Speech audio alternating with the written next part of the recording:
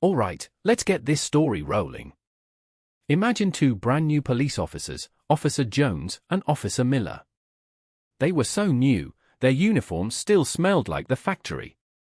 They had just graduated from the police academy and were partnered up for their first official patrol. Officer Jones was tall and a little bit nervous, always double-checking his equipment. Officer Miller was shorter and more confident, eager to prove herself. The sun was shining, birds were singing, and they were cruising down Main Street in their shiny police car. Officer Miller turned to Officer Jones, a wide grin on her face. "Ready to catch some bad guys, Jones?" she asked, playfully bumping his shoulder. Jones chuckled, adjusting his hat. "Ready as I'll ever be, Miller. Let's do this." They were both excited to make a difference in their town. As they drove, Officer Miller spotted a small park. "Hey, Jones, isn't that Willow Creek Park?" she asked. Jones glanced over. "Yep, good place for families." Just then, they saw a little boy sitting alone on a bench near the pond. He looked to be about 4 years old, wearing a bright red t-shirt and blue shorts. He was sniffling and rubbing his eyes with his tiny fists. "That's odd," said Officer Jones, frowning. "A kid that young shouldn't be alone." Officer Miller nodded in agreement. "Let's check it out. Maybe he's just lost." They pulled the patrol car over to the side of the road and carefully approached the park, keeping a close eye on the little boy. He seemed scared and confused, all by himself. Walking slowly, Officer Miller knelt down, trying to appear less intimidating. "Hi there, little guy," she said softly, her voice gentle. "Are you okay? Where are your parents?" The little boy just sniffled again, burying his face in his hands. Officer Jones stood back, watching carefully. He knew it was important not to scare the child any further. "What's your name?" Officer Miller asked patiently. The boy mumbled something that sounded like Sammy. "Sammy," Officer Miller repeated, smiling. "That's a nice name. Are you lost, Sammy?" Sammy nodded slowly, tears welling up in his eyes. He pointed towards the pond, but couldn't seem to form any other words. It was clear he was too young and upset to explain what happened. Officer Jones stepped closer, whispering to Officer Miller, "We need to follow protocol. He's too young to be here alone. We should take him to the station. They can put out an alert and hopefully find his parents quickly." Officer Miller nodded in agreement.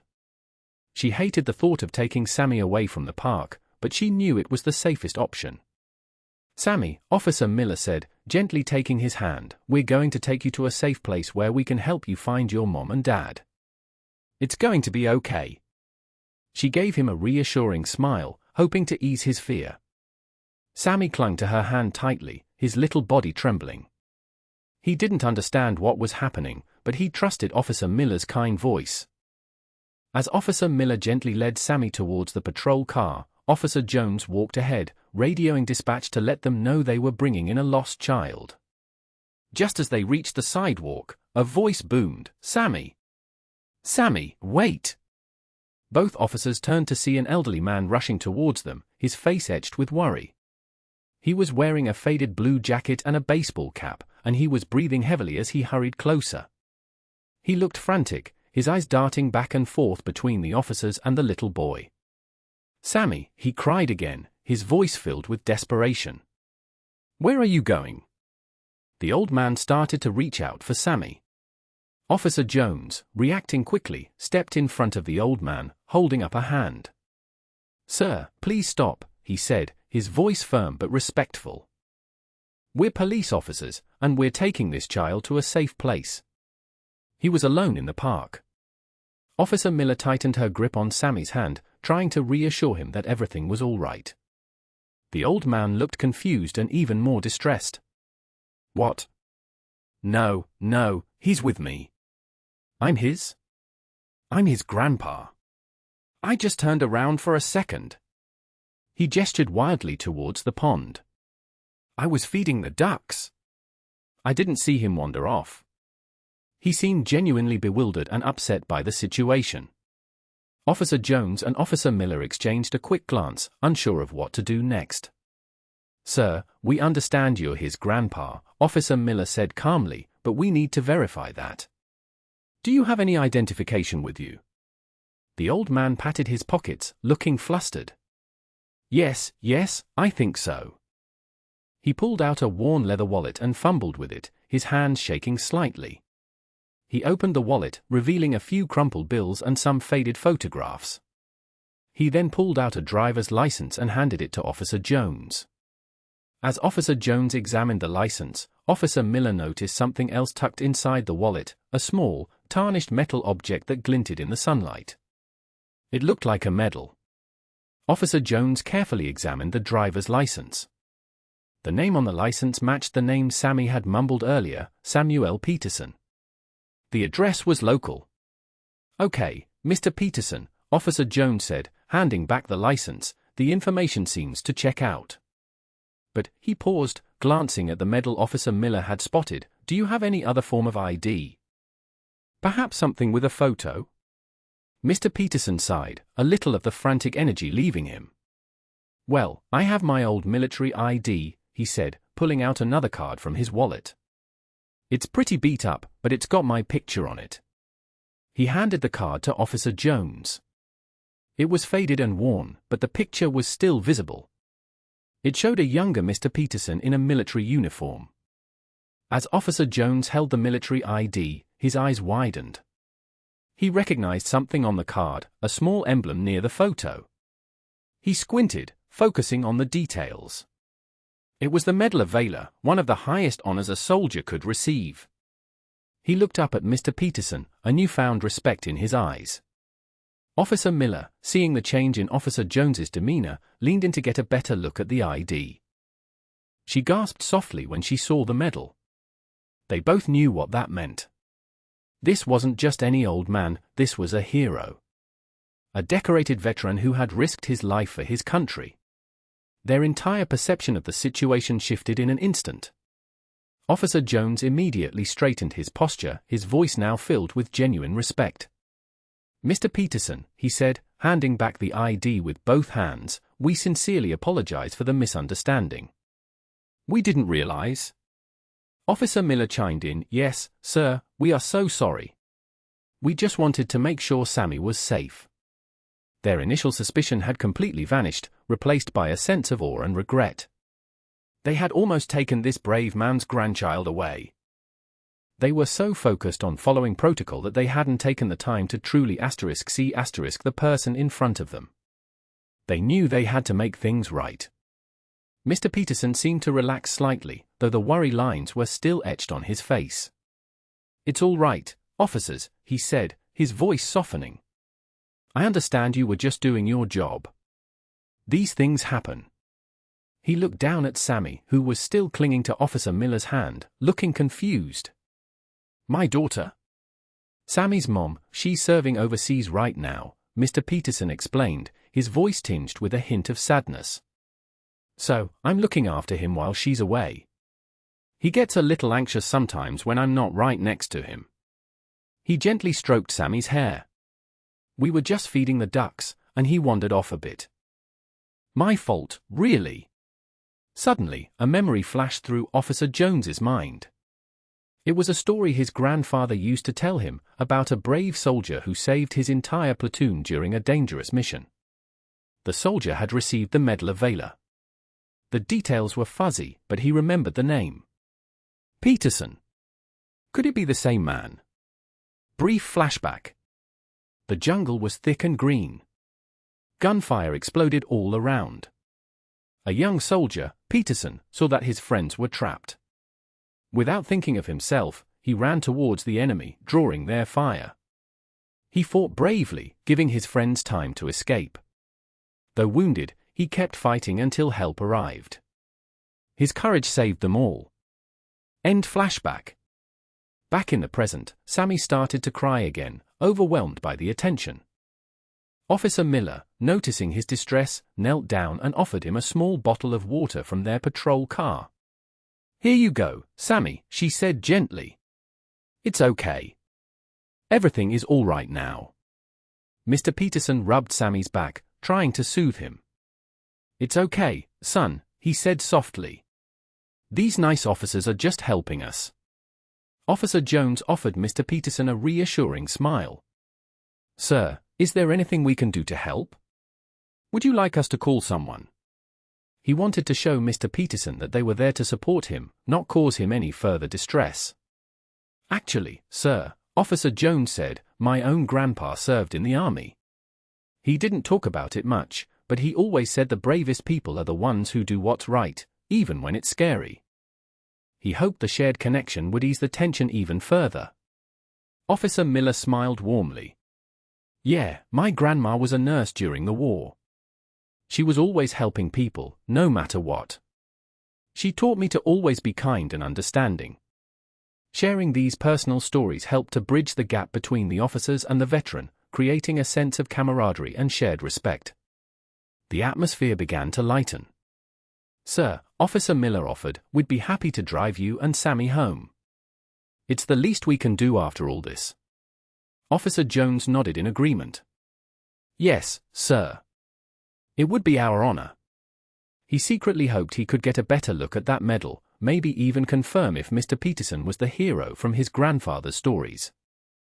Mr. Peterson hesitated for a moment, then smiled gratefully. "Well, that's mighty kind of you officers. We would appreciate that very much.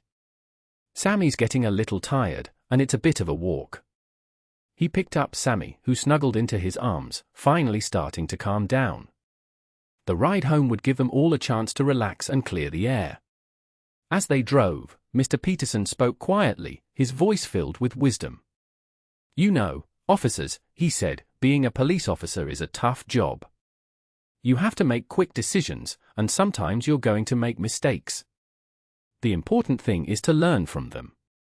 He paused, looking at them in the rearview mirror. "Don't judge people too quickly. Everyone has a story, and you never know what someone has been through. A little patience and understanding can go a long way." His words resonated deeply with the young officers, who were starting to understand the true meaning of service. They pulled up to a small, but well-maintained house with a neat lawn and a porch swing. As Mr. Peterson got out of the car, carrying Sammy, Officer Jones noticed something in the window. It was a framed photograph of a young woman in a military uniform, proudly smiling. Other pictures showed her with Sammy at different ages. The house wasn't fancy, but it was filled with love and memories. It was clear that Mr. Peterson was incredibly proud of his daughter and devoted to his grandson. Officer Miller noticed a small American flag waving gently from the porch. It was a simple, yet powerful symbol of their family's service and sacrifice. At the curb, Mr. Peterson turned to the officers, a warm smile gracing his face. "Thank you both," he said sincerely. "You did the right thing today, even if it was a little bumpy at first. It's good to know there are still good people looking out for us." He paused, then added, "And thank you for your service, officers. Both to our country and to our community." With that, he turned and walked up the path, holding Sammy close. The two officers watched them go, a sense of profound respect and gratitude washing over them. They knew they would never forget this day. As they drove away, Officer Miller sighed, "Wow, what a morning. I definitely learned a lot today." Officer Jones nodded in agreement. "Me too. I think we almost messed up big time. We were so focused on following the rules that we forgot to use our hearts." He paused, thinking about his grandfather's stories.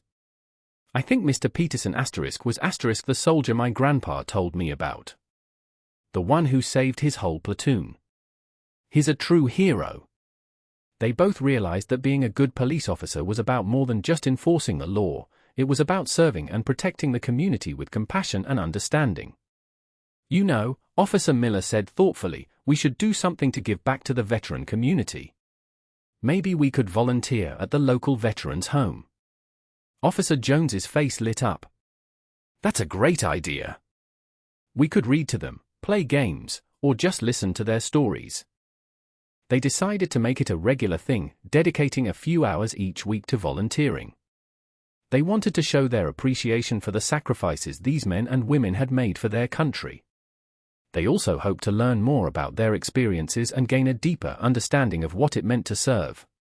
A few weeks later, Officers Jones and Miller were called to a similar situation. A young girl, about 6 years old, was reported missing from a local grocery store. This time, however, they approached the situation with a different mindset. Instead of immediately focusing on protocol, they took a deep breath and remembered Mr. Peterson's words. They spoke calmly to the store manager, asking for details about the girl and her family. They looked for clues, but they also listened to their hearts. They remembered to look beyond the surface and show compassion to everyone they encountered. After carefully questioning witnesses and reviewing security footage, Officer Miller noticed a small detail: the girl had been carrying a bright pink balloon.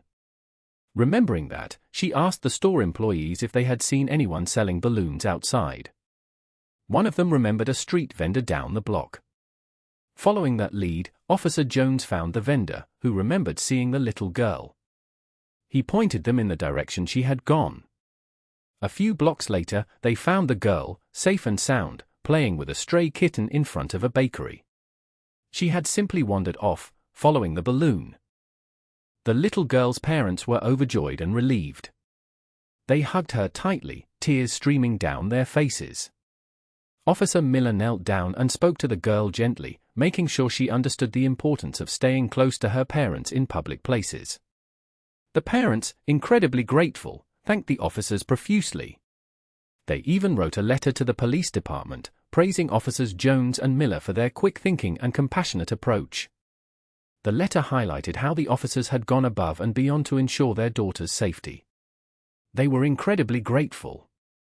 A few months later, Officers Jones and Miller were called into the chief's office. They were nervous, wondering if they had done something wrong. But the chief smiled warmly.